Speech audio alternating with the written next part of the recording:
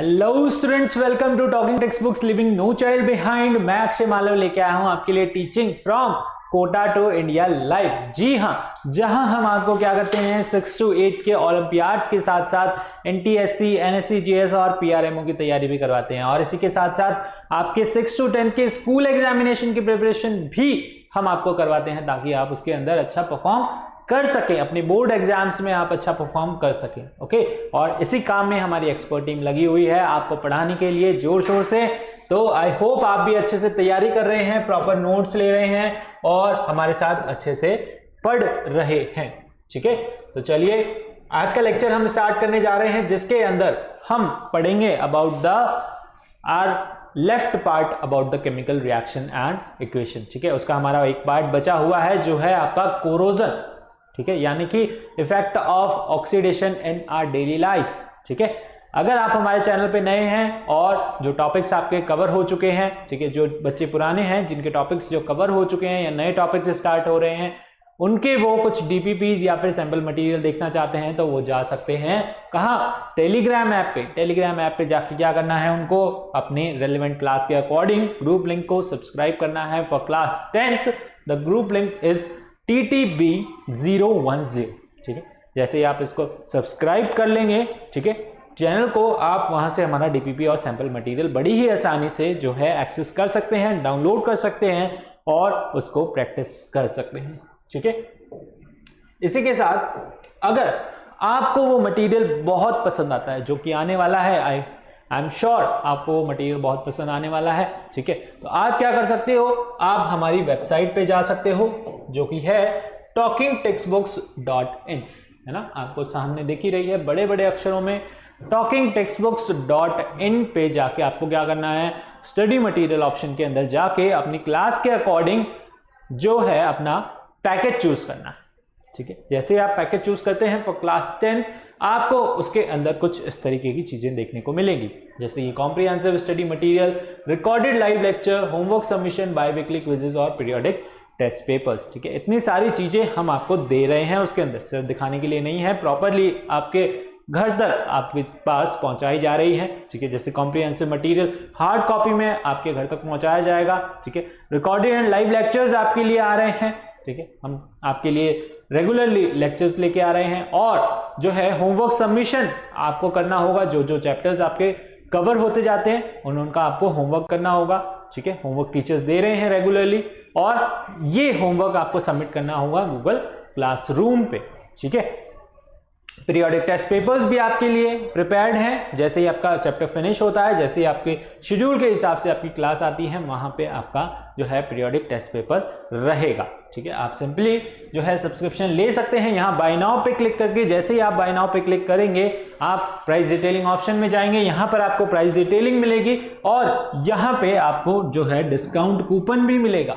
ठीक है, discount coupon कौन देगा, डिस्काउंट कूपन यहां रहा आपके लिए, ये है AM लाइव।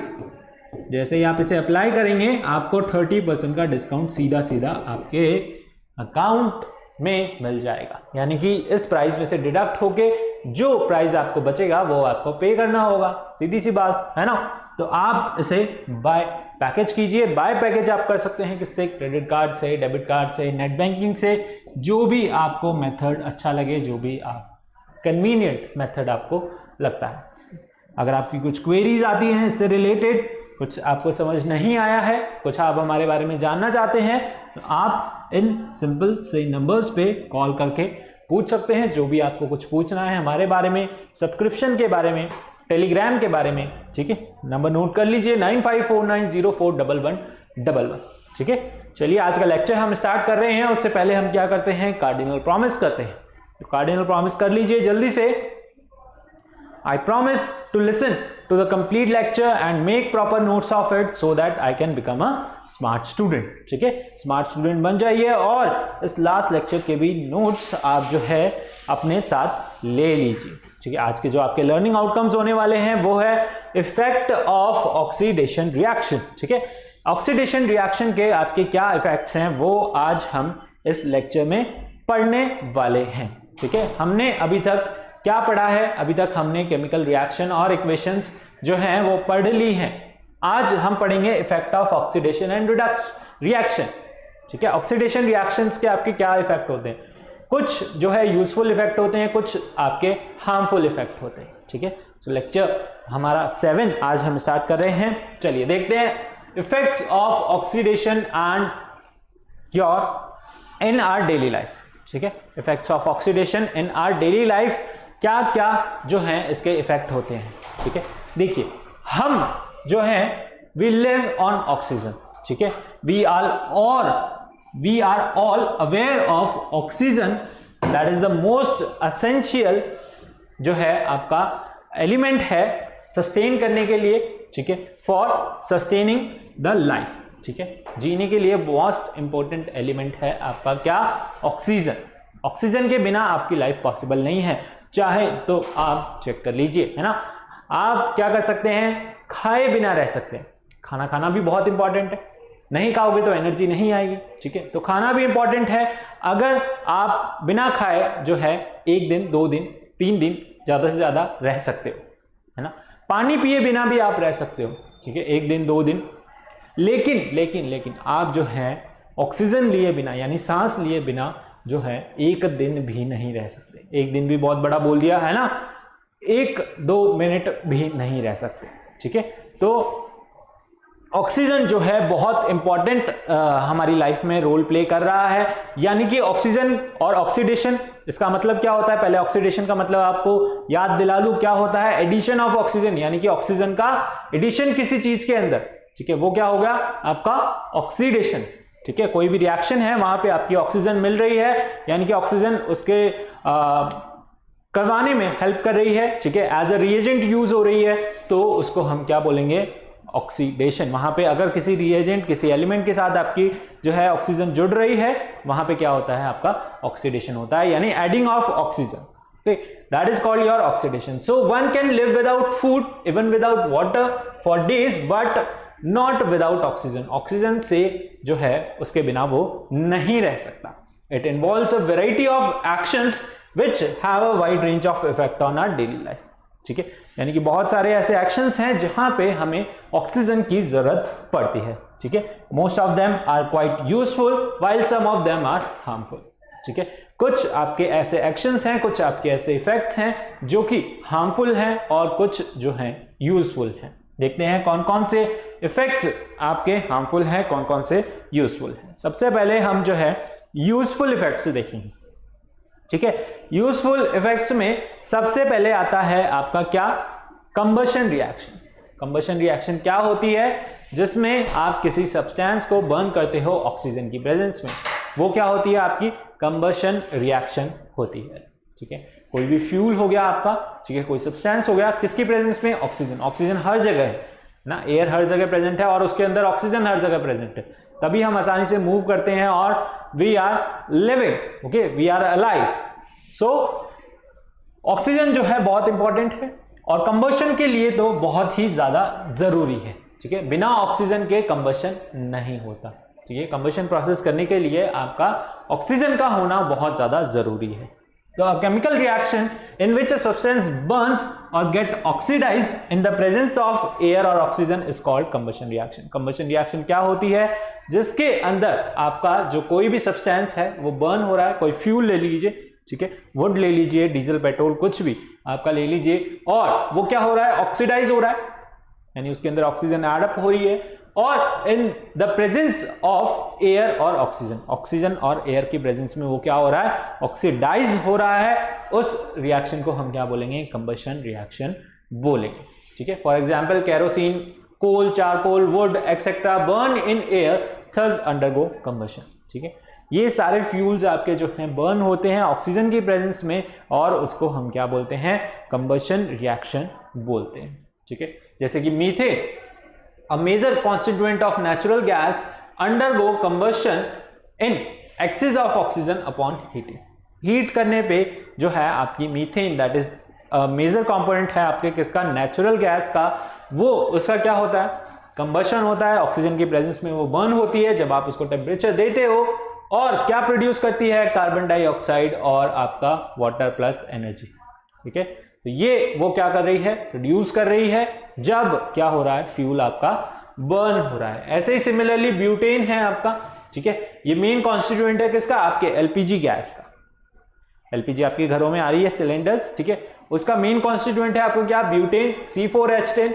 ऑक्सीजन की प्रेजेंस में बर्न हो रहा है, क्या दे रहा है ये, CO2 plus water plus energy वहां पे प्रोड्यूस हो रही है, ठीक है। तो कंबशन रिएक्शन क्या है, जिसके अंदर एनर्जी प्रोड्यूस हो रही है और ऑक्सीजन की प्रेजेंस में आपका कोई फ्यूल जो है बर्न हो रहा है, वो आपकी क्या होती है, कंबशन रिएक्शन होती है। क्या होती है, कंबशन रिएक्शन होती है, ठीक है। देखा आपने क्या होती है कंबशन रिएक्शन, ऑक्सीजन की प्रेजेंस में कोई भी फ्यूल आपका बर्न हो रहा है, उसको आप बोलोगे क्या, combustion reaction. The substance get oxidised in the presence of air और ऑक्सीजन, ठीक है। जैसे कि मीथेन और ब्यूटेन आपके दो गैसेस हैं जो कि बर्न हो रही है, ऑक्सीजन की प्रेजेंस में ऑक्सीजन एडअप हो रहा है, क्या हो बन रहा है वहां पे, carbon dioxide, water plus energy भी वहां पर लिबरेट हो रही है ना, किसी ना किसी फॉर्म में आपको वहां पे एनर्जी मिल रही है, जिसको आप यूज करके जो है आगे प्रोसेस कर रहे हैं, यानी कि उससे काम ले रहे हैं, ठीक है।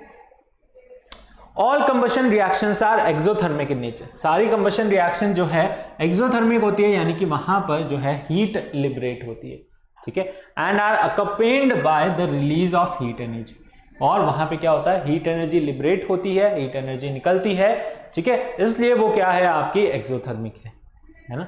वहां पे क्या होता है, जब भी आप कंबशन रिएक्शन कर रहे हो तो वहां पर हीट प्रोड्यूस होती है, टेम्परेचर इंक्रीज होता है, ठीक है, टेम्परेचर इंक्रीज होता है और वहां पर हीट एनर्जी जो है वो लिबरेट होती है, रिलीज होती है, ठीक है, वो क्या होती है, हमारी कंबशन रिएक्शन होती है, ठीक है।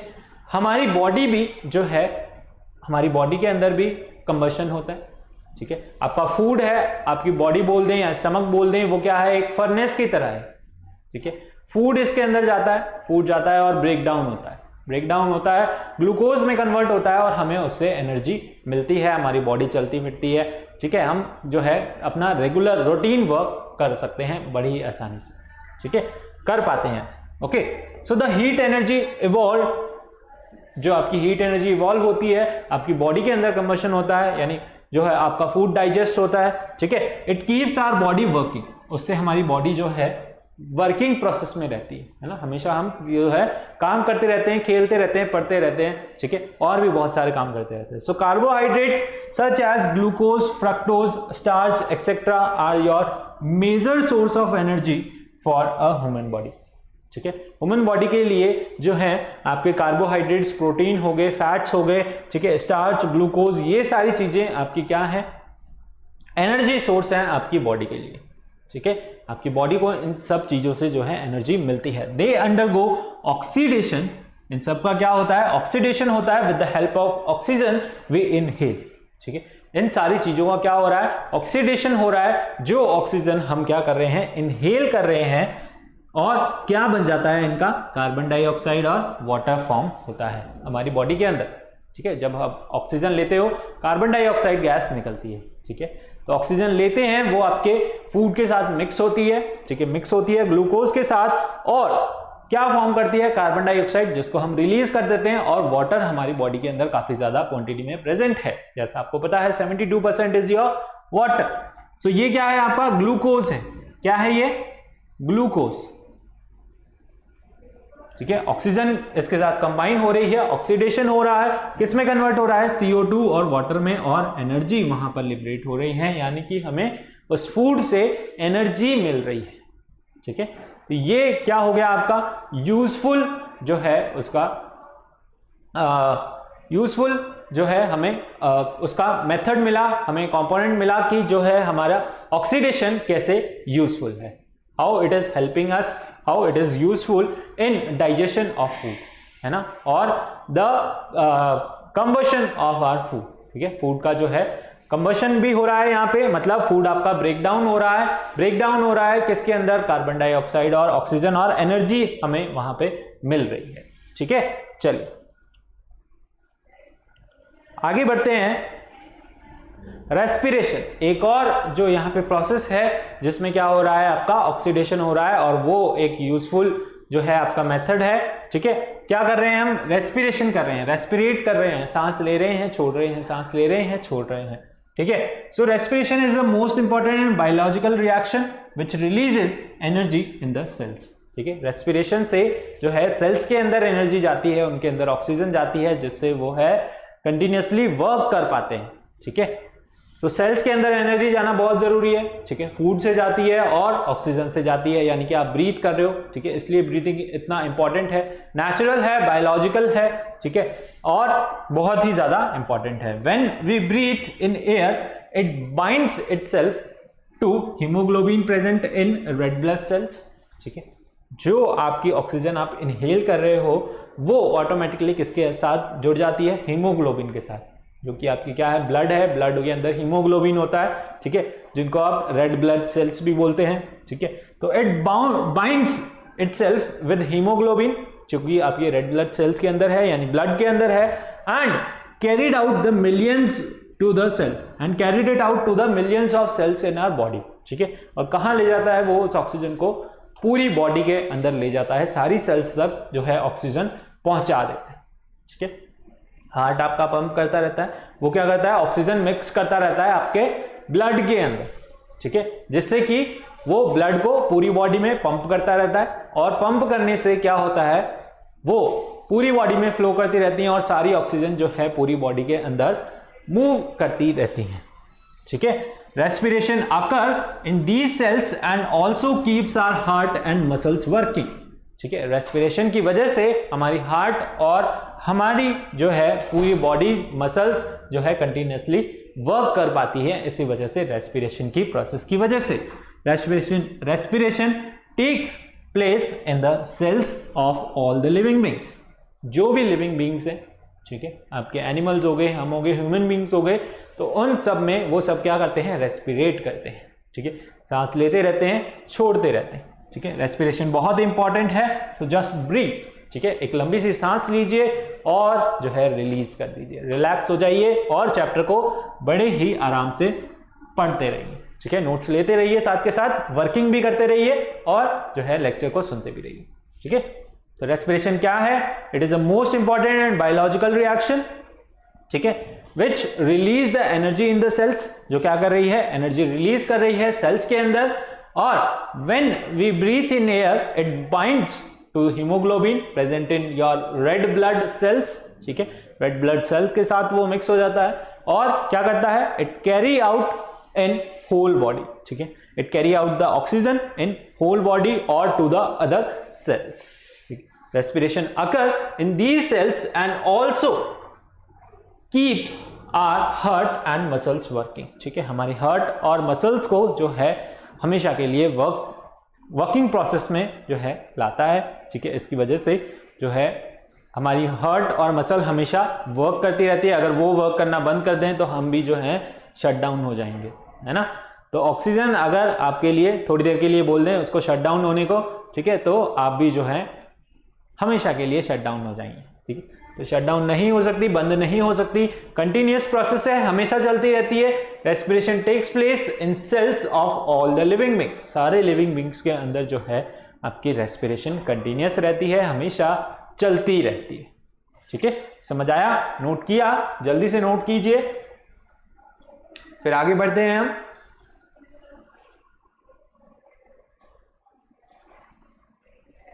नोट किया आपने?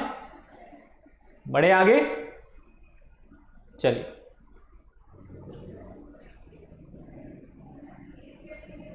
अब देखते हैं कुछ हार्मफुल इफेक्ट्स ऑफ ऑक्सीडेशन। ठीक है, ऑक्सीडेशन के आपके कुछ हार्मफुल इफेक्ट्स भी होते हैं। ठीक है, ये कॉमन हार्मफुल इफेक्ट्स आपको जो अपनी डेली लाइफ में देखने को मिल जाएंगे बड़ी ही आसानी से। पहला है आपका क्या? पोल्यूशन। पहला क्या है? पोल्यूशन, दूसरा है कोरोजन और तीसरा है रेंसिडिटी। ठीक है, ये तीन हार्मफुल इफेक्ट्स आपको अपनी डेली लाइफ में बड़ी ही आसानी से मिल जाएंगे देखने को। पॉल्यूशन आपको दिखता ही है। ठीक है, फैक्ट्रीज और कार्स में से, इनमें से जो है ये सारा क्या करती हैं? एयर पॉल्यूशन करती हैं। ठीक है, डिफरेंट टाइप का पॉल्यूशन है। ठीक है, यहाँ पे हम एयर पॉल्यूशन की बात करेंगे क्योंकि ऑक्सीजन के साथ वो क्या हो रहा है? मिक्स हो रहा है ना। सेकेंड है आपका कोरोजन। कोरोजन होता है कहीं भी जो है जंग लग जाता है, आपका मेटल खराब हो जाता है, उसको आप बोलते हैं कोरोजन। ठीक है, इनको डिटेल में अभी पढ़ेंगे।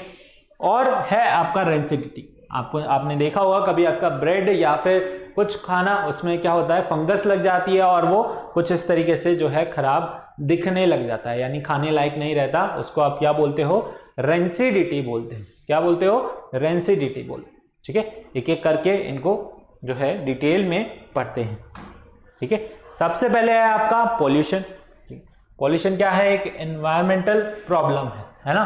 तो environmental pollution is basically due to combustion. किसकी वजह से हो रहा है, कंबशन की वजह से हो रहा है।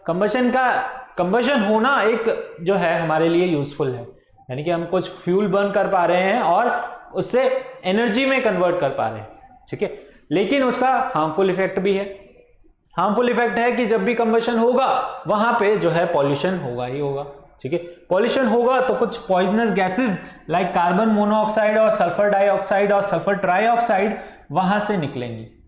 ठीक है, या फिर बोल दें ऑक्साइड्स ऑफ नाइट्रोजन जैसे N2O, NO, NO2 है ना। तो ये सारी गैसेस वहां से जो है लिबरेट होती है, वहां से रिलीज होती है। So these are being released into atmosphere. कहां रिलीज होगी, आपके एटमॉस्फेयर में रिलीज होगी। And as a result of variety of combustion reaction which are taking place. ठीक है, सो इसी तरीके से जो है अलग अलग कंबशन प्रोसेस में अलग अलग गैसेस वहां से लिबरेट होती हैं, और ये सारी किसके साथ जाके मिक्स हो जाती हैं, आपके एटमॉस्फेयर में जो ऑक्सीजन, जो फ्रेश एयर प्रेजेंट है उसके साथ मिक्स हो जाती है, उसको कंटेमिनेट कर देती है, यानी कि उसको जो है खराब कर देती है। ठीक है, इंप्योरिटीज उसके अंदर मिक्स होगी, आपके पास अब प्योर ऑक्सीजन नहीं मिली। ठीक है, प्योर ऑक्सीजन के लिए आप सुबह सुबह जो है बाहर जाते हैं, जॉगिंग करते होंगे, है ना, और क्या करते हो, तब आपको जो है फ्रेश एयर फील होनी अच्छी लगती है। ठीक है, so they pollute the atmosphere and make our life miserable.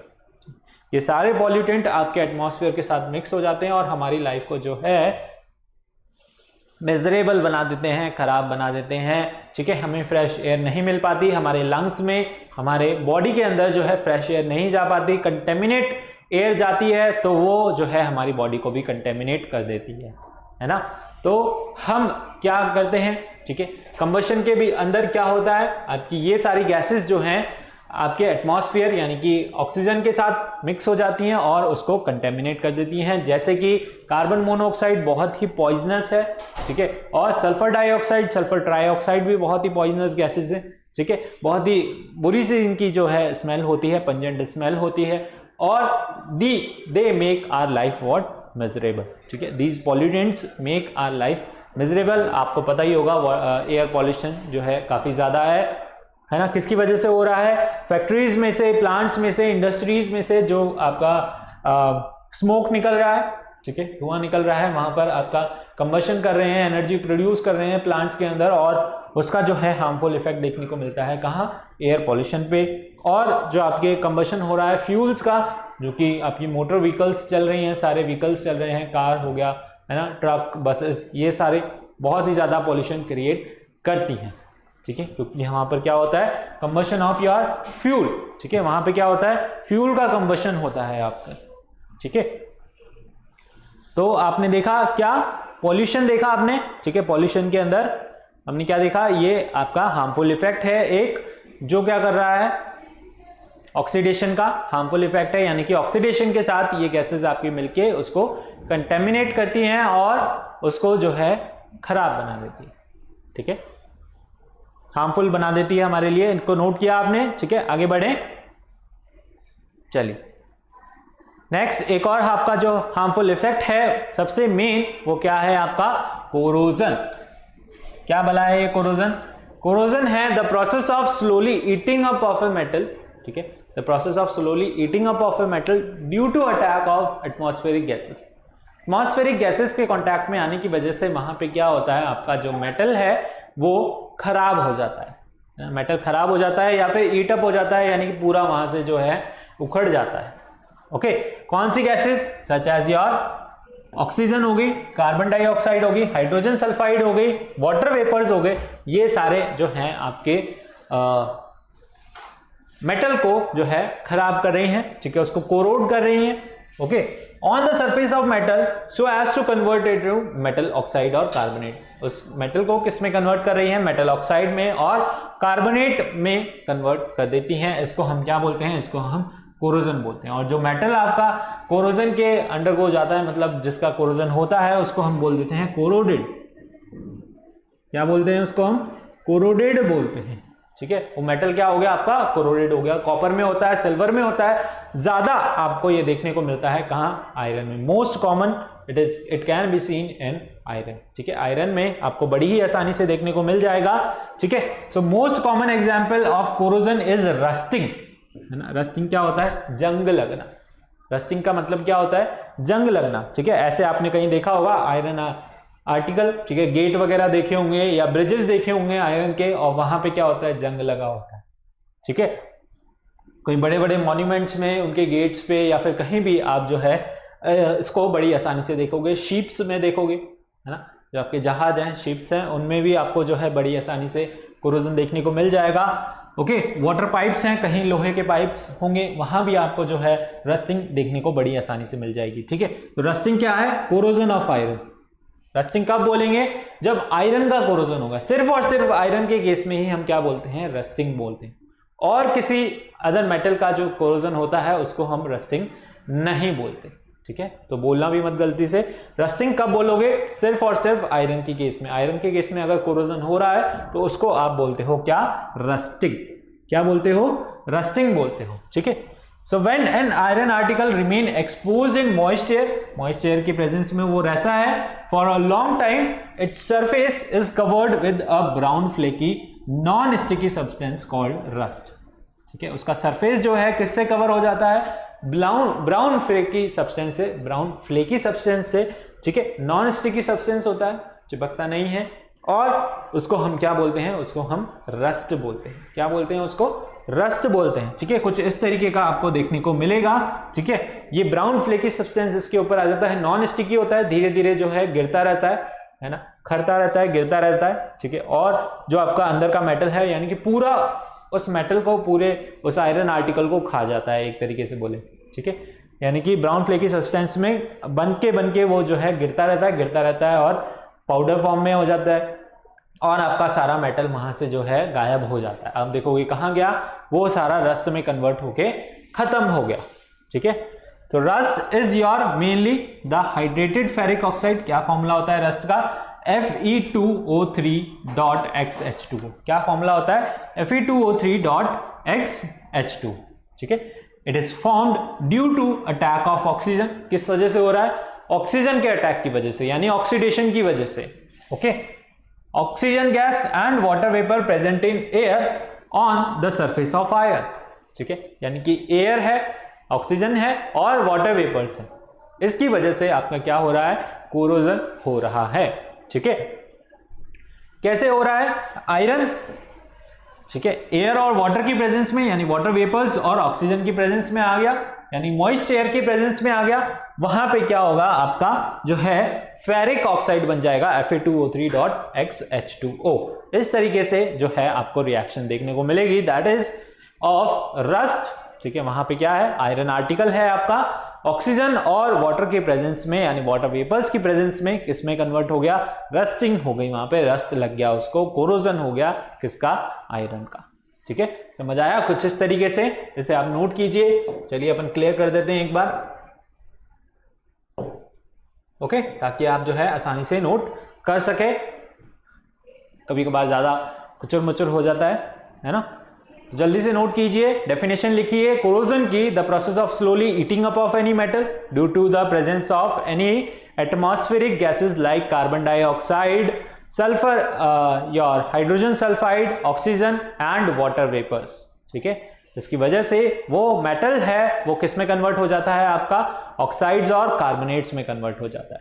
ठीक है, अगर आपकी कोरोजन किस केस में हो रहा हो? आयरन के केस में हो रहा हो, तो उसको हम क्या बोलते हैं? रस्टिंग बोलते हैं। इसमें क्या होता है? एक brown flaky non sticky substance जो है आपका आयरन के ऊपर आ जाता है, जिसको आप क्या बोलते हो? रस्ट बोलते हो। और इस रस्ट को फॉर्मूला क्या होता है आपका? Fe2O3.XH2O। ठीक है, किसकी वजह से? आपके ऑक्सीजन और वाटर वेपर की वजह से ये जो है आपका रस्ट फॉर्म हो जाता है। ठीक है, किसी भी आयरन आर्टिकल के ऊपर। समझ आया? आगे बढ़े। ठीक है, नोट किया? जल्दी से नोट कीजिए। चलिए आगे बढ़ते हैं। तो कंडीशन क्या है? कंडीशन है आपकी मॉइस्चर। मॉइस्चर का मतलब क्या है, एक बार और अच्छे से इसको देखते हैं। मॉइस्चर का मतलब क्या हो गया आपका, एक तो एयर प्रेजेंट है वहां पे और एक आपके वाटर वेपर प्रेजेंट है। क्या प्रेजेंट है? वाटर वेपर प्रेजेंट है। ठीक है, तो यहां पे क्या है आपका, ये वाटर है और एयर भी प्रेजेंट है टेस्ट ट्यूब ए के अंदर। ठीक है, यहां एक्सपेरिमेंट बता रहा है कि क्या कंडीशन जो है नेसेसरी होनी चाहिए। ऑयल है, ठीक है, कवर किया हुआ है, वाटर है आपका, ठीक है, बॉइल्ड वाटर है, यानी कि इसके अंदर जो है एयर प्रेजेंट नहीं है। यहां पे आपका क्या है, सिर्फ और सिर्फ एयर है। यहां पे हमने एनहाइड्रस CaCl2 लिया है, ठीक है, जिसकी वजह से जो भी उसके अंदर मॉइस्चर प्रेजेंट होगा उसको ये खा जाएगा, है ना। एनहाइड्रस मॉइस्चर को जो है ये खींच लेता है अपने अंदर और इसमें जो है खाली एयर ही एयर प्रेजेंट है। तो बताइए किस केस में आपका कोरोजन होगा? ठीक है, कोरोजन होगा आपका टेस्ट ट्यूब ए के अंदर। ठीक है, यहां पे क्या प्रेजेंट है, एयर भी प्रेजेंट है और वाटर वेपर्स भी प्रेजेंट है, यानी वाटर भी प्रेजेंट है। ठीक है, तो इस केस में जो है आपका आयरन नेल के ऊपर रस्टिंग होगी, यहां आपकी रस्टिंग हो जाएगी। ठीक है, तो कंडीशन क्या नेसेसरी है, यानी कि सिर्फ और सिर्फ जब आपका एयर और वाटर वेपर होंगे तब ही आपकी रस्टिंग होगी। सिर्फ वाटर होगा, सिर्फ एयर होगी, तब रस्टिंग नहीं होगी। ठीक है, अंडरस्टूड। चलिए आगे बढ़ते हैं। रस्टिंग क्या है आपको समझ आया। आयरन आर्टिकल एक्सपोज हो गया है किसमें, मॉइस्चर में, तो उसकी सरफेस पे जो है ब्राउन फ्लेकी सब्सटेंस आ गया है। ठीक है, ये आपको कॉपर में भी देखने को मिलेगा। ठीक है, कॉपर एक्सपोज हो रहा है किसमें, मॉइस्चर में। मॉइस्चर में एक्सपोज हो रहा है तो वहां पर जो है आपको कॉपर कार्बोनेट देखने को मिलेगा, जो कि एक ग्रीन कलर की उस पर कोटिंग आ जाती है ना। आपकी कॉपर कार्बोनेट पे किसकी कोटिंग आ जाती है, ग्रीन कलर की कोटिंग आ जाती है, यानी कॉपर आपका जो है ग्रीन ग्रीन कलर का दिखने लग जाता है, तो उसको हम क्या बोलेंगे, वहां पे भी क्या हो गया आपका कोरोजन हो गया, किसका, कॉपर का। ठीक है, अब इस केस में आप जो है रस्टिंग नहीं बोलोगे। ठीक है, इस केस में जो है आप सिंपल कोरोजन ही बोलोगे। Okay, so rusting is a serious problem because it weakens the structure of bridge, iron, railing, automobile parts। ठीक है, ये क्या कर रहा है, ब्रिज, आयरन और रेलिंग सबको जो है वीक कर रहा है ना, उनको खा रहा है। ठीक है, तो रस्टिंग एक बहुत ही बड़ी प्रॉब्लम है और हर साल इसके ऊपर जो है enormous amount of money जो है खर्च होता है ना, उसको बचाने के लिए और नए आर्टिकल्स बनाने के लिए, नए आयरन आर्टिकल्स बनाने के लिए, और जो पुराने हैं उनको बचाने के लिए enormous amount of money is spent every year to prevent what, rusting, है ना, यानी कोरोजन से। So the reason is that the reddish brown crust of rust does not stick to the surface। जो आपका रेडिश ब्राउन क्रस्ट है वो क्या है, नॉन स्टिकी है, यानी कि ब्राउन फ्लेकी सब्सटेंस जो है वो क्या है, नॉन स्टिकी है। तो वो क्या होता है, धीरे धीरे पील ऑफ होता रहता है, यानी कि फॉल डाउन। ठीक है, exposing fresh surface for rusting. ठीक है, वो पील डाउन होता रहता है और उसके नीचे जो है फ्रेश सरफेस आता रहता है, वो भी जो है रस्टिंग के कॉन्टैक्ट में आ जाता है धीरे धीरे। ठीक है, so thus corrosion of iron is a continuous process which ultimately eat up the whole iron object। ठीक है, रस्टिंग ऑफ आयरन आपका एक जो है कंटिन्यूस प्रोसेस है और धीरे धीरे वो क्या करता है, पूरे आयरन आर्टिकल को खा जाता है ना, खत्म कर देता है। ठीक है, अब आप जो है इसको कैसे प्रिवेंट करोगे, कैसे इससे बचाओगे, मेथड्स टू प्रिवेंट रस्टिंग, क्या करोगे, हमें क्या करना है, मॉइस्चर से उसको बचाना है ना। तो उसके लिए हम क्या करते हैं, पेंटिंग कर देते हैं। ठीक है, आयरन आर्टिकल्स को जब आप पेंट कर दोगे तो पेंट क्या करता है, उस मॉइस्चर को अवॉइड कर देता है। ठीक है, आयरन के कांटेक्ट में आने से उस मॉइस्चर को प्रिवेंट कर देगा, जिसकी वजह से आपकी रस्टिंग हो जाएगी, रस्टिंग नहीं होगी, सॉरी।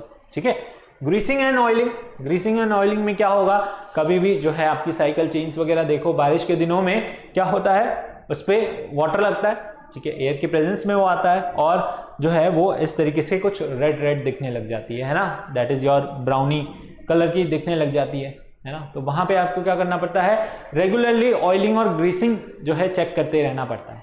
ठीक है, जिसकी वजह से वो जो है स्मूथली मूव करे, है ना। आपके गियर्स हो गए किसी भी मशीनरी के या फिर जो है आपके ऑटोमोबाइल्स के गियर हो गए, वहां पे जो है आपको रेगुलरली सर्विसिंग के टाइम पे ऑयलिंग और ग्रीसिंग वहां पे होती है, जिससे कि वो स्मूथली मूव कर सके। ठीक है, चलिए एक और मेथड है आपका बाय गैल्वेनाइजेशन।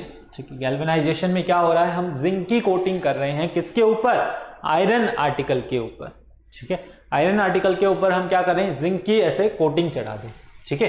तो जिंक की, सपोज ये आपका आयरन आर्टिकल है ना, और इसके ऊपर क्या कर रहे हो आप, जिंक की इस तरीके से कोटिंग लगा रहे हो, ठीक है। ये किसकी कोटिंग है, जिंक की, बहुत ही पतली सी कोटिंग आप लगा देते हो इसके ऊपर।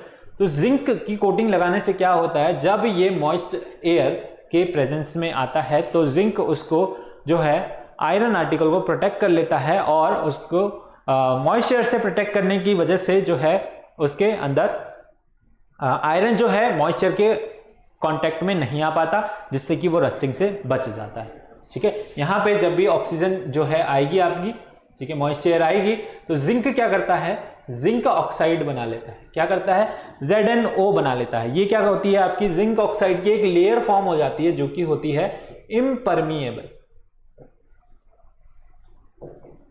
कैसी लेयर होती है, इम्परमिएबल लेयर होती है, स्ट्रॉन्ग लेयर होती है, जो कि क्या करती है, आपके आयरन आर्टिकल को बचा के रखती है, और जिसकी वजह से वो ऑक्सीजन के कांटेक्ट में नहीं आ पाता, ठीक है। ये सरफेस पे होती है, इसलिए हम इसको सैक्रिफिशियल कोटिंग बोलते हैं, यानी कि सिर्फ सरफेस पे हम इसकी कोटिंग करते हैं, इसलिए हम इसे क्या बोलते हैं, सैक्रिफिशियल कोटिंग बोलते हैं। अगर आप किसी और मेटल की कोटिंग करोगे तो वहां पे ये नहीं हो पाता, यानी कि वो जो है प्रोटेक्टिव लेयर फॉर्म नहीं कर पाती, और ऑक्सीजन और आयरन आपके मिल जाते हैं, ठीक है, ऑक्सीजन आयरन मिल जाते हैं, तो वहां पे जो है कोरोजन स्टार्ट हो जाता है, ठीक है, यानी कि वो मॉइस्चर के कांटेक्ट में आ जाता है और वो वहां पे रस्टिंग हो जाती है, ठीक है। तो गैल्वेनाइजेशन में आप क्या करते हो, जिंक की कोटिंग करते हो, कुछ इस तरीके से आपको आयरन आर्टिकल दिखने लगता है सिल्वरली कलर का, और वहां पे क्या होती है, आपकी रस्टिंग जो है प्रिवेंट हो जाती है, ठीक है, बाय गैल्वेनाइजेशन, ठीक है। क्या कर रहे हैं हम, जिंक की कोटिंग वहां पे कर रहे हैं, ठीक है। एक है आपका इलेक्ट्रोप्लेटिंग। इलेक्ट्रोप्लेटिंग में क्या होता है, आप जो है इलेक्ट्रोलाइटिक मेथड से, इलेक्ट्रोलाइटिक प्रोसेस से उसके ऊपर कोटिंग कर रहे हैं, जिसकी वजह से जो है आपका आयरन आर्टिकल बच रहा है, किससे, रस्टिंग से, ठीक है। आप क्या करो, या फिर आप अलॉय कर देते हो, ठीक है। ये आपका क्या है, स्टेनलेस स्टील है, अलॉयज बना देते हो आप, ठीक है। इसके अंदर क्या है, आपका आयरन है, ठीक है, निकल है, क्रोमियम है, और आपका जो है कार्बन है, ठीक है। तो ये सारे जो है आप मेटल मिक्स अप करके अलॉय बना देते हो, ठीक है। ये आपका ब्रॉन्ज है, ठीक है। इसके अंदर आपका कॉपर और टिन होता है ना, कॉपर और आपका टिन होता है, ठीक है, एसेंट। तो इस तरीके से जो है एक या दो मेटल आप मिक्स करके क्या करते हो, अलॉयज बनाते हो। अलॉय से आपका जो है वो भी क्या करता है, रस्टिंग को प्रिवेंट करता है, यानी कि स्टेनलेस स्टील आपने देखा होगा रेलिंग वगैरह पे जो है वो जनरली स्टेनलेस स्टील की बनती है, उन पे जंग नहीं लगता, शाइनी रहती है हमेशा, और स्ट्रांग भी रहती है ना, आयरन की तरह, ठीक है। समझ आया। तो ये सारे मेथड से किसके, प्रिवेंटिंग कोरोजन, ठीक है। ये सारे मेथड क्या प्रिवेंट कर रहे हैं, आपका कोरोजन प्रिवेंट कर रहे हैं, ठीक है। एक और हार्मफुल इफेक्ट हमारा बचा है जो है रेंसिडिटी। रेंसिडिटी क्या चीज है, ये रेंसिडिटी होती है oxidation has damaging effect on our food containing fats and oil. Oxidation का हमारे फूड पे भी जो है हार्मफुल इफेक्ट है ना। फूड के अंदर क्या होता है, आपके ऑयल्स और फैट्स होते हैं, ठीक है। ऑयल्स और fats when food material prepared in oil fats, ठीक है, are kept for a long time, अगर आप उनको जो है काफी टाइम तक रखो, they start giving unpleasant smell and bad taste, ठीक है। उनके अंदर जो है अनप्लीजेंट स्मेल, अनप्लीजेंट टेस्ट, यानी बैड टेस्ट, बैड स्मेल आना स्टार्ट हो जाती है। उसको हम बोलते हैं क्या, रेंसिडिटी, यानी कि आपका फूड भी जो है ऑक्सीडेशन की वजह से क्या हो रहा है, खराब हो रहा है, ठीक है। जैसे आपके मेटल्स हो रहे थे उस केस में हम कोरोजन बोलते हैं, इस केस में आपका फूड खराब हो रहा है तो हम बोलते हैं उसको रेंसिडिटी। क्या बोलते हैं उसको, हम रेंसिडिटी बोलते हैं, ठीक है। तो rancidity, when your fats and oils present in food material get oxidized by oxygen, that is air, their oxidation product have unpleasant smell and bad taste, ठीक है। तो ऑक्सीजन के प्रेजेंस में आने की वजह से वो ऑक्सीडाइज हो जाते हैं और जो है आपका फूड कुछ इस तरीके का दिखने लगता है, उस पर तेल चढ़ जाता है और जो है स्मेल भी बहुत ही बुरी सी आने लग जाती है अगर आप उसको ज़्यादा टाइम तक रख दो तो, ठीक है। So this phenomena that the condition produced by the aerial oxidation of fat oil food marked by unpleasant smell और the bad taste is known as your rancidity. उसको हम क्या बोलते हैं? Rancidity. That is the phenomena of slowly aerial oxidation of your food that contains fat and oil, उसको हम क्या बोलते हैं? रेंसिडिटी बोलते हैं। क्या बोलते हैं? रेंसिडिटी बोलते हैं। ठीक है, फूड के केस में इसको क्या बोलते हैं? रेंसिडिटी बोलते हैं। ठीक है, अंडरस्टूड। चलिए, तो अब इसको प्रिवेंट करने के भी कुछ मेथड होने चाहिए। ठीक है, रेंसिडिटी आप कैसे प्रिवेंट कर सकते हो? Rancidity spoils the food material prepared in fat and oil. Rancidity क्या कर देती है? आपके फूड मटेरियल को जो है स्पॉइल कर देती है, खराब कर देती है, which have been kept a considerable time and make them unfit for eating. तो वो हमारे लिए क्या बन जाते हैं? अनफिट बन जाते हैं। ठीक है, यानी कि उनको हम खा नहीं सकते, अगर खा लेंगे तो पेट खराब हो जाएगा। ठीक है, आपको फूड पॉइजनिंग हो जाएगी। तो development of rancidity of food can be prevented और retarded slow down by following ways. या तो हम उसको पूरी तरह खत्म कर दें या फिर उसको जो है स्लो डाउन कर दें इस प्रोसेस को। ठीक है, फूड के खराब होने की वजह से। तो फूड के अंदर सबसे पहले हम क्या करते हैं? कुछ प्रेजर्वेटिव डालते हैं, जैसे कि एंटीऑक्सीडेंट्स वगैरह हम उसके अंदर एडअप करते हैं, जिसकी वजह से हम जो है फूड को कुछ टाइम तक के लिए बचा सकते हैं। आपके पैक्ड फूड जो भी आते हैं सारे चॉकलेट्स वगैरह, उनके अंदर क्या प्रेजेंट होते हैं? एंटीऑक्सीडेंट और प्रेजर्वेटिव्स प्रेजेंट रहते हैं। ठीक है, क्या रहते हैं? प्रेजर्वेटिव। वो क्या करते हैं? उनको बचा के रखते हैं। ठीक है, यानी ज्यादा टाइम तक के लिए, उन पे एक्सपायरी डेट रहती है वैसे उनकी भी, लेकिन जो है वो कुछ महीने 2 महीने के लिए आपके फूड को जो है बचा के रख सकते हैं। जैसे कि BHA एंटीऑक्सीडेंट्स के नाम है, और BHT butylated hydroxide toluene butylated hydroxide anisole. ठीक है, इनकी कुछ कोड भी हैं। ओके, कोड हैं इनके, जैसे आपको बहुत सारी चीजों पे देखने को मिल जाएंगे। E321। ठीक है, इस तरीके से आपको जो है कोड्स की फॉर्म में ये मिक्स रहते हैं, है ना। I am not sure about the numbers. Okay, exact number, exact figure याद नहीं है, बट जो कि है BHA और BHT आपके जो है एंटीऑक्सीडेंट्स वहां पे प्रेजेंट रहते हैं। ठीक है, आपके फूड के अंदर प्रेजेंट रहते हैं, फूड कंपोनेंट्स के अंदर प्रेजेंट रहते हैं, जिसकी वजह से हम उन्हें जो है ज्यादा टाइम तक प्रिजर्व कर पाते हैं। ठीक है, by the help of preservatives. ठीक है, आपका मिल्क आता है, पैक्ड मिल्क आता है, उसके अंदर भी जो है प्रेजर्वेटिव डालते हैं, वरना दूध जो है सुबह का शाम को खराब हो जाता है गर्मियों में जनरली। ठीक है, तो वहां पे जो है आपका मिल्क 2-3 दिन तक रह जाता है, किसकी हेल्प से? प्रेजर्वेटिव्स की हेल्प से। ठीक है, तो प्रेजर्वेटिव की हेल्प से हम जो है रेंसिडिटी को कंट्रोल कर सकते हैं, स्लो डाउन कर सकते हैं कुछ टाइम के लिए। ठीक है, एक मेथड हो गया आपका by adding up of what? Antioxidants to food containing fat and oils. ठीक है, नेक्स्ट मेथड है आपका जो है rancidity can be prevented by packing fat और oil containing food in nitrogen gas. Nitrogen gas से आपको याद आते हैं क्या? आपके चिप्स के पैकेट, जिनके अंदर चिप्स तो बहुत कम होते हैं लेकिन गैस जो है भर भर के होती है ना। तो चिप्स के पैकेट्स में आपकी गैस होती है, कौन सी गैस होती है? नाइट्रोजन गैस होती है। वो क्या करती है? वो आपके फूड का ऑक्सीडेशन होने नहीं देती और उसमें जो है वो खराब नहीं होता, उसके अंदर रेंसिडिटी नहीं होती और वो नाइट्रोजन गैस जो है उसको बचा के रखती है काफी टाइम तक। इसलिए जो है आप जब भी उनको खाना चाहें आराम से खा सकते हैं। उन पे जो है आपको ऑयल और फैट जो है चढ़ा हुआ नहीं दिखेगा, यानी कि जो है वो अनप्लीजेंट स्मेल नहीं देंगे, ना ही वो बैड टेस्ट देंगे। जैसे वो होते हैं वैसे ही रहेंगे काफी टाइम तक। ठीक है, so by adding what? Nitrogen gas. ठीक है, नाइट्रोजन गैस आपके पैकेट्स में डाल के आप जो है उसको बचा सकते हो, प्रिजर्व कर सकते हो। Rancidity can B retarded bye storing food away from light. Light से बचा के आप कहीं छाया वाली जगह में उनको रख के भी जो है रेंसिडिटी से प्रिवेंट कर सकते हैं, बचा सकते हैं। ठीक है, लाइट में रखेंगे तो उनको ऑप्टिमम टेम्परेचर मिल जाएगा, इसलिए हम क्या करते हैं? रेफ्रिजरेटर्स में रखते हैं जनरली। ठीक है, आपके फूड के अंदर क्या होते हैं? माइक्रो ऑर्गेनिजम्स होते हैं। ठीक है, यानी हम उसको कहां रखते हैं? रेफ्रिजरेटर्स के अंदर रखते हैं। फूड के अंदर आपके क्या होते हैं? माइक्रो ऑर्गेनिजम्स रहते हैं। क्या रहते हैं? Micro organisms.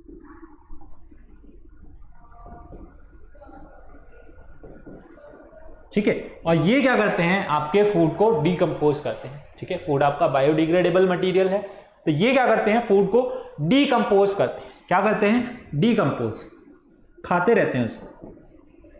ओके, तो जब आप इनको क्या करोगे, रेफ्रिजरेटर के अंदर रखोगे, तब वहां पे क्या होता है, टेम्परेचर कम हो जाता है। क्या होता है, टेम्परेचर जो है वो लो हो जाता है। लो टेम्परेचर की वजह से जो माइक्रो ऑर्गेनिज्म है वो भी क्या हो जाते हैं, आपके स्लो डाउन हो जाते हैं। क्या हो जाते हैं, स्लो डाउन। ठीक है, यानी कि वो मूव करना कम कर देते हैं। ठीक है, टेम्परेचर कम होने की वजह से, ठंड होने की वजह से वो जो है उनका बढ़ना कम कर देते हैं, खाना कम कर देते हैं। ठीक है, तो इनको सर्वाइव करने के लिए एक ऑप्टिमम टेम्परेचर चाहिए होता है। क्या चाहिए होता है, optimum temperature.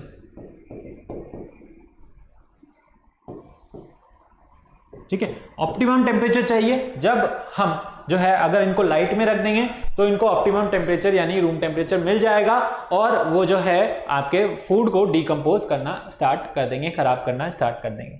But in case of refrigerator, अगर हम फूड को क्या करें, रेफ्रिजरेटर में रखें, तो उनका जो प्रोसेस है, बढ़ने की प्रोसेस है, वो स्लो डाउन हो जाती है। स्लो डाउन हो जाती है तो हम जो है उनको 3-4 दिन तक अपने रेफ्रिजरेटर में आसानी से रख सकते हैं। ठीक है, पर ऐसा नहीं है कि आप जो है फूड को 1-1 महीने तक रेफ्रिजरेटर में रखें। ठीक है, वो माइक्रो ऑर्गेनिजम्स मरते नहीं हैं, बस टेम्परेचर कम होने की वजह से उनका जो है प्रोसेस, बढ़ने की प्रोसेस वो जो है स्लो डाउन हो जाती है। ठीक है, वो मरते नहीं है। जैसे ही आप उनको बाहर निकाल के रखोगे वो वापस से एक्टिवेट हो जाते हैं, उनको ऑप्टिमम टेम्परेचर मिल जाता है रूम का, और वो वापस से जो है फूड को डिकम्पोज करना स्टार्ट कर देते हैं। ठीक है, तो आप रेफ्रिजरेटर में भी रख के कुछ टाइम के लिए जो है आपके फूड को प्रिजर्व कर सकते हो। ठीक है, रेंसिडिटी को रिटार्ड कर सकते हो, स्लो डाउन कर सकते हो कुछ टाइम के लिए। ठीक है, एक और पॉइंट है आपका, rancidity can B retarded bye storing the food in air tight container. Air tight container में अगर आप उनको पैक करोगे, ऑक्सीजन के कांटेक्ट में वो नहीं आएंगे तो वो जो है रेंसिडिटी से बच जाएंगे, यानी कि वहां पर ऑक्सीडेशन नहीं होगा। ठीक है, तो ये कुछ पॉइंट्स थे जो हमने देखे किसके अंदर, आपके इफेक्ट्स ऑफ ऑक्सीडेशन के अंदर। हमने देखा किसके बारे में, कंबशन रिएक्शन और रेस्पिरेशन, जो कि यूजफुल इफेक्ट हैं आपके ऑक्सीडेशन के। और फिर हमने देखा क्या, पॉल्यूशन, कोरोजन और रेंसिडिटी, जो कि हार्मफुल इफेक्ट हैं आपके किसके, ऑक्सीडेशन के।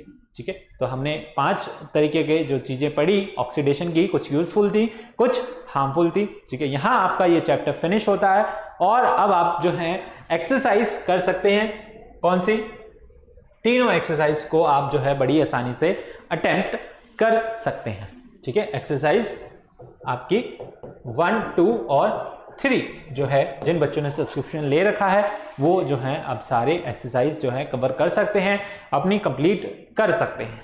ठीक है, तो अब आपको क्या करना है, वीडियो को लाइक करना है, शेयर करना है, और ज्यादा से ज्यादा फ्रेंड्स के साथ जो है इसको शेयर कीजिए। चैनल को जरूर सब्सक्राइब कीजिए और बेल आइकन को जरूर प्रेस कीजिए to get the timely notification. और जिन्होंने अभी तक सब्सक्रिप्शन नहीं लिया है, हमसे नहीं जुड़े हैं, उन सारी चीजों का फायदा उठाने के लिए जो पॉइंट्स मैंने आपको स्टार्टिंग में बताए थे, उसके लिए आपको जो है सब्सक्रिप्शन लेना पड़ेगा। तो सब्सक्रिप्शन लीजिए और हमारे साथ जुड़ जाइए। ठीक है, मिलते हैं अगले लेक्चर में, तब तक के लिए thank you, bye bye, take care, have a nice day. ठीक है।